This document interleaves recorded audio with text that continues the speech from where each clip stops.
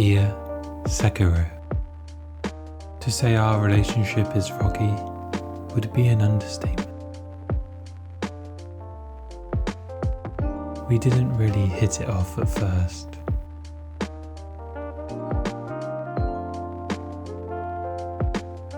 In fact, I would say you damn near abused me at times.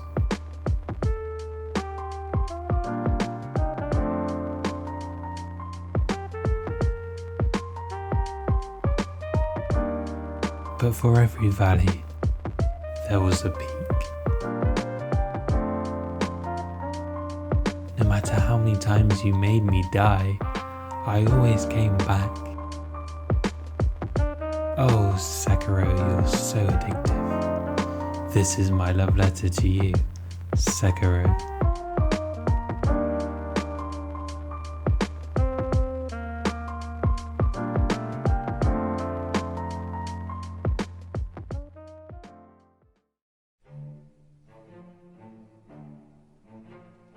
Sekiro, Sekiro, Sekiro, Sekiro, Sekiro. I love Sekiro's difficulty system.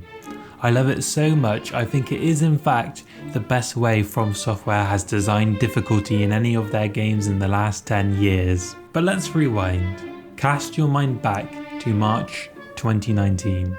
Disney just acquired 21st Century Fox. Brexit was still getting done. The City of Verdansk didn't even exist yet. Elden Ring was nothing more than a placeholder name for the Night King's pee-pee in the Winds of Winter, written on George R.R. Martin's greasy McDonald's napkin. Most importantly, it was the month Sekiro graced us for the very first time. It sparked a discussion that was inevitable, a discussion so closely connected to every From Software game. That of course being the discussion surrounding the difficulty of the game. Sekiro needs an easy mode. I beat the final boss of Sekiro with mods and I'm not ashamed. I remember the reaction to that one was particularly spicy. I mean, if I was Miyazaki, I'd be sat there being immensely disappointed. Is this the most important thing these game journalists can come up with? No discourse about the actual game, how it revolutionized the Souls formula. But no, this was the big thing that was said.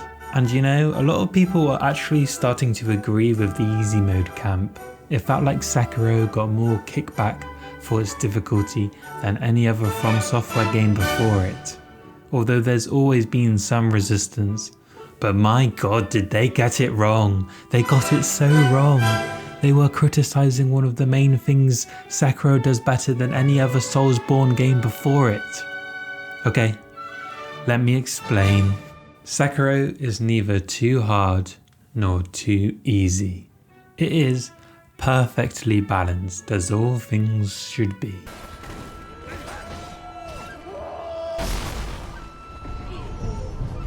But hold your horses. I'm not saying Dark Souls is an inferior game. Dark Souls revolutionized games as we know it. The Souls games spawned their own genre based on the idea of overcoming overwhelming challenge, and personally changed my taste in games forever. However, the Dark Souls difficulty system has its flaws and I believe Sekiro does difficulty better. To explain my viewpoint fully, we will have to take a side-by-side look at Sekiro and Dark Souls.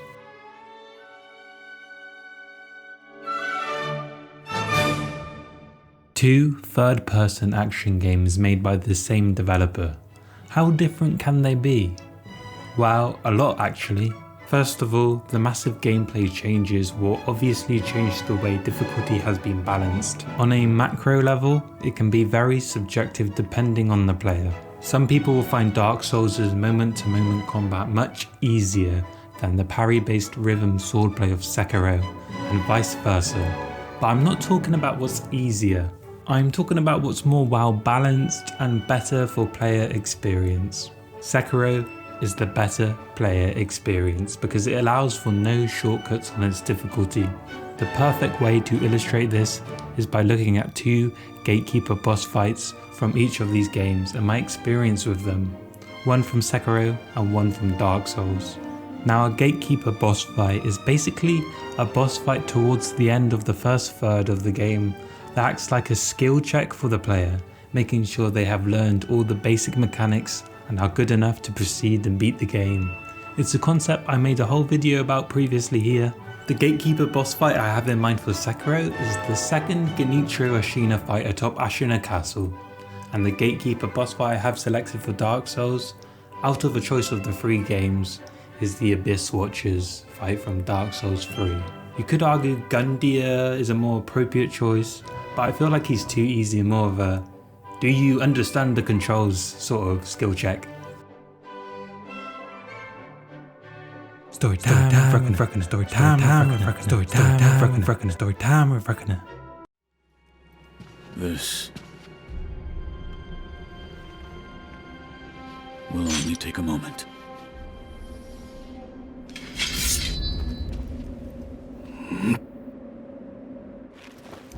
Let's see. For as long as you are alive, the dragon's blood can never be mine. Okay, with Genichiro, we have a boss you faced already and probably died to in a matter of seconds. However, this second time, there's a much more even playing field. By this time in your Sekiro playthrough, you should have a good understanding of all of the most important mechanics, like deflections, prosthetics, correct responses to perilous attacks, and the resurrection system. In my personal first playthrough, I wasn't quite there yet with my skills as a shinobi, which meant Genichiro was a brutal encounter at first. I died more to Genichiro than any other boss in the game, but it was a great learning experience. With each death, I gained perspective. What am I doing wrong? With each death, I thought about what I was doing. I thought more about how I needed to use the Mikiri counter every time I saw a thrust attack, or a jump every time I saw a sweep attack. Or I would think about when to use my res and when to just take the owl and die.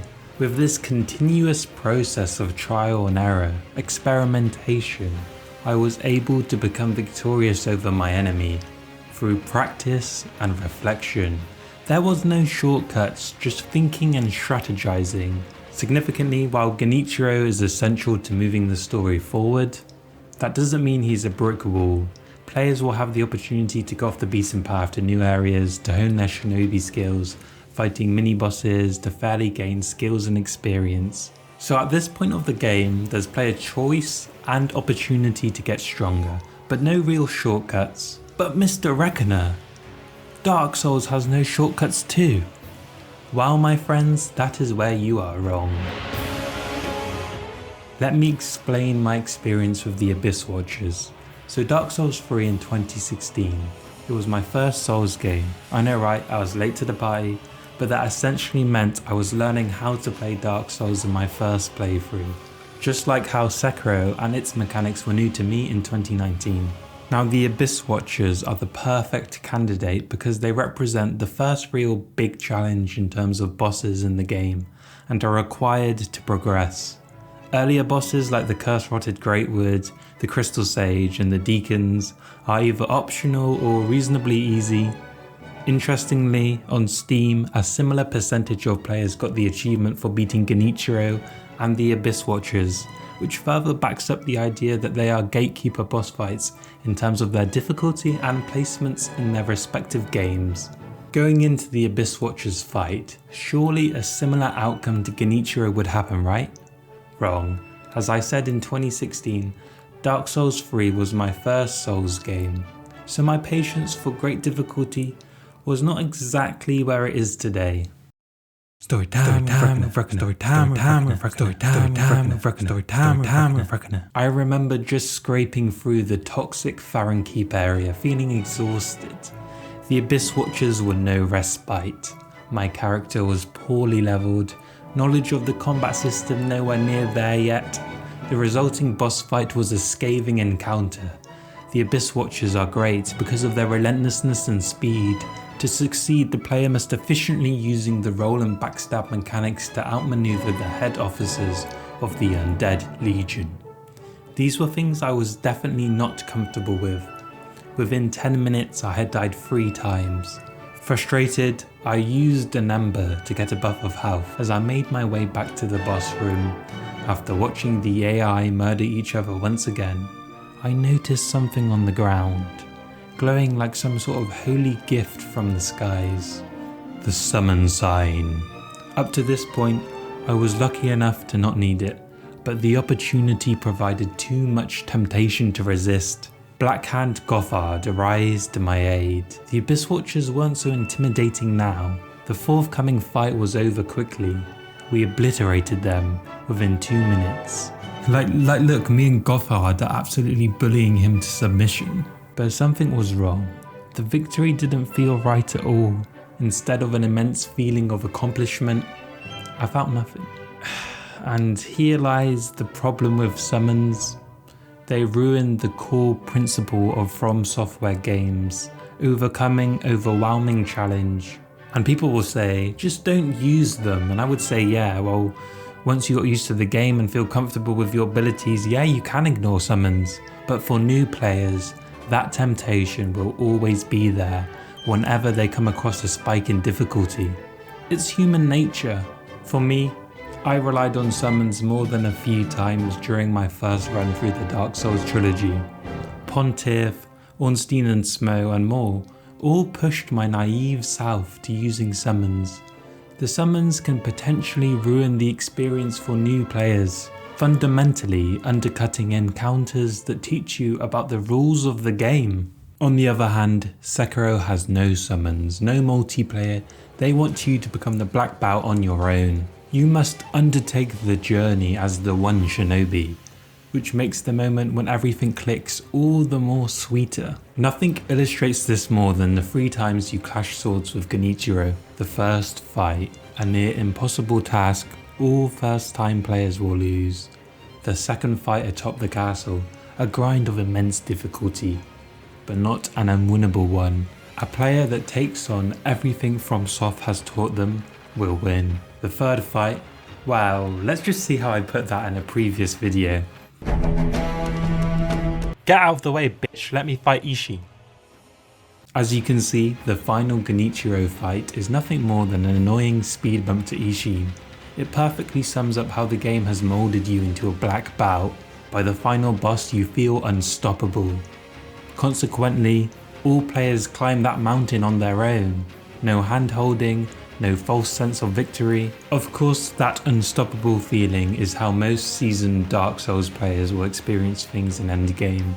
But for new players, the temptation to hit that help button will always be there. And it's not inherently a bad thing. Fighting with NPCs or friends can be a lot of fun. I feel like the feature is intrinsic to Dark Souls, and I would never remove it. But man, does it create muddy waters with the difficulty. The other major talking point with Sekiro's difficulty is its punishment for death. Now, I've seen a few videos and posts on this matter, and yeah, it does seem harsh at first. After dying in Sekiro, you not only lose half of your XP progress to your next level, but half of all of your money. This seems particularly savage when you consider there is no retrieval system like Dark Souls.